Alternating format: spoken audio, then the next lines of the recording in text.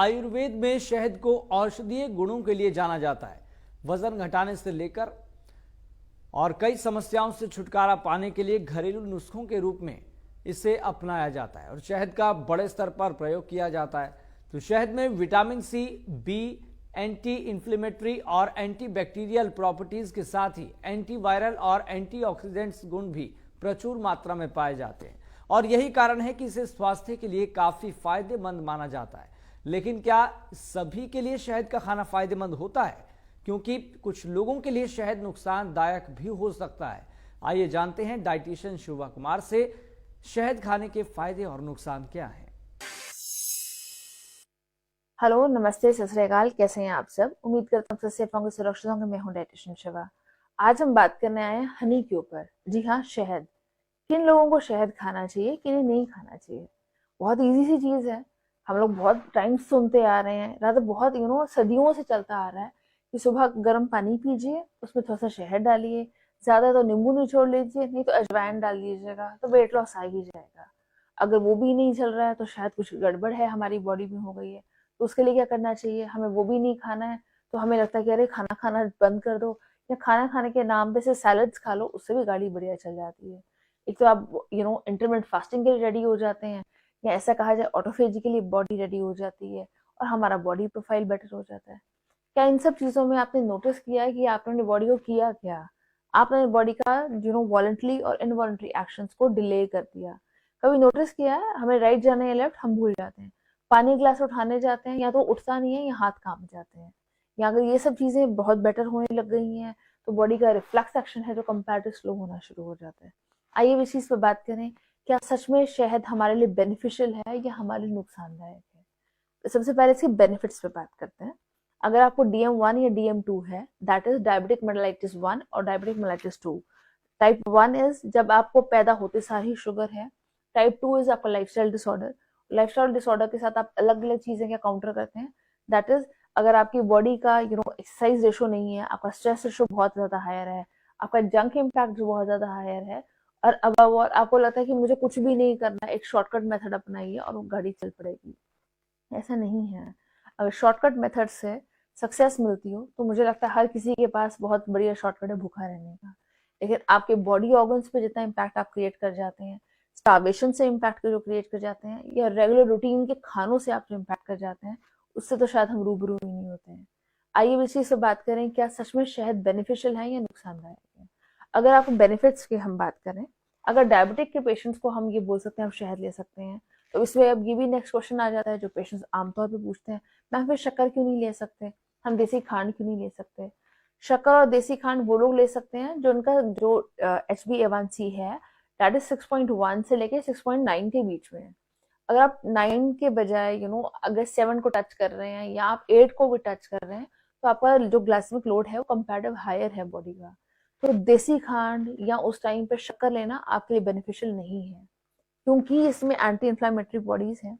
तो इसके ऊपर आपको ध्यान देना है। आइए इस चीज पे बात करें और क्या क्या खा के बॉडी प्रोफाइल है जो ठीक होती है। हम बच्चों को नाश्ता देने के नाम पे अगर ब्रेड पे जैम लगा के दे दें या जैम के बजाय शहद लगा के दे दें तो एक ही बात मानी जाएगी। लेकिन क्या उसका उतना ही बेनिफिट है जो आपको मिलेगा? I have my doubts. लेकिन अगर उसी शहद को दूध में डाल के दिया जाए तो जी हाँ, बच्चों के बोन्स में है जो स्ट्रेंथनिंग आएगी, कैल्शियम रिटेनमेंट है जो बेटर होती है, और बॉडी स्ट्रेंथ के साथ एंड्योरेंस पे भी है जो बेटर जाती है। लेकिन शायद इन चीजों को तो हम सोचते नहीं है। हमें तो एक शॉर्टकट चाहिए, फटाफट ब्रेड पे जैम लगाने की बजाय हनी लगाया, एटलीस्ट मैं बच्चों को हेल्दी खाने को दे रही हूँ। It's not like that. आप जो भी खाने को दें, आप रोटी पे लगा के दें और वो बच्चा खाए, तो उसके साथ बच्चे का कार्ब रेशो भी है जो इम्प्रूव रहेगा। Plus it is also a vital source of multi mineral and multivitamin. Plus it is also good source of copper along with riboflavin, along with आपका अलग मिनरल्स कंटेंट प्लस प्रोटीन। अगर कुछ amount of protein अगर भी compensate करना है तो उसके लिए भी शहद अच्छा है। लेकिन हम तो सिर्फ शहद इसलिए खाना छोड़ गए हैं क्योंकि वो मीठा बहुत ज्यादा है। हर मीठी चीज गलत नहीं होती, तो अपने आप को बिना बात के टॉर्चर मत किया कीजिए। आइए इस चीज से बात करें और क्या क्या बेनिफिट्स पे हम जा सकते हैं। अगर आपको ऐसा लगता है कि मेरा खाना खाने का बहुत टाइम शेड्यूल चेंज है, तो मुझे एक शॉर्टकट पे जाना चाहिए कि कुछ नहीं है, बस मेरे को शुगर अगर कम हो रही है या घबराहट हो रही है तो हनी ले लो, ऐसा नहीं है। अगर आपको घबराहट होती है, मतलब आपका शुगर लेवल वेरिएट कर जाता है, तो आप हनी हर टाइम नहीं ले सकते।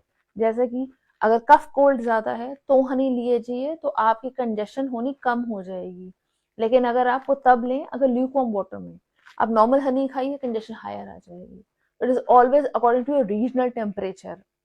मैं एक चीज हमेशा बोलती हूँ, लोकल चीजें खाइए, अपने आसपास के लिए फ्रूट्स खाइए, बट अपनी लोकल चीजों को देख के खाइए। हम सिर्फ एक कॉपी करना शुरू कर गए, यहाँ से कॉपी पेस्ट कर दिया, यहाँ से कॉपी पेस्ट कर दिया और बना दिया, ऐसा नहीं होता। आपकी बॉडी का अगर रीजनल टेम्परेचर कम है तो ऑब्वियसली आपकी बॉडी का टेम्परेचर भी लो डाउन जा रहा है, तो बॉडी को उतने डबल एक्सरसाइज है जो करना है वो मेंटेन करने के लिए टेम्परेचर। तो स्ट्रेंथ चाहिए बॉडी को, एनर्जी चाहिए बॉडी को, ना हम स्ट्रेंथ देते हैं ना हम एनर्जी देते हैं। हम क्या कहते हैं, यार बहुत ठंड है, बहुत ठंड है, बहुत ठंड है। आपको अपनी बॉडी को एंड्योरेंस देनी है, खाने के लिए चीजें देनी है, तो एंड्योरेंस के साथ स्ट्रेंथ है जो आ ही जाएगी। आपकी याददाश्त बहुत ज्यादा वीक हो रही हो, आपको लगता है मैं बारी बारी चीजें भूल जाता हूँ, या मुझे ओवर स्ट्रेस है जो हो रहा है, मुझे बहुत भूख लगती रहती है, मुझे ऐसा लगता है मुझे कुछ खा लेना चाहिए, और आप मैक्सिमम टाइम क्या खाते हैं, जंक फूड। नोटिस कीजिएगा, जंक इम्पैक्ट मतलब अगर पास्ता पिज्जा कुछ भी चीज अगर आप ऐसे खा रहे हैं, नूडल्स खा रहे हैं, कुछ भी चीज खा रहे हैं, तो that is a instant source of carbohydrates which is converted into the form of glucose. तो अगर आप खाई वही चीज रही हैं जो ग्लूकोज की फॉर्म में जाएगी, तो हम डायरेक्ट ही सुक्रोज क्यों नहीं खाते हैं। स्वीट शुगर खाने से एटलीस्ट आपकी बॉडी का डैमेज उतना नहीं हो जाता। जब भी आप स्ट्रेस में होते हैं, अगर आप बादाम को कोट कर सकें शहद में तो वो लेके खा सकते हैं। आपको लगता है कि जो छोटे बच्चे हैं जो ततलाते हैं, तो उनकी आप स्पीच थेरेपी के लिए बहुत जल्दी भाग जाते हैं। आजकल everybody has another therapist and we just run, इस पे चलते हैं, इस पे चलते हैं। हमारी अपनी थेरेपी के लिए हम शायद कहीं जाना भूल जाते हैं, और हमारी अपनी थेरेपी मतलब कोई बात नहीं, ठीक हो जाएगा।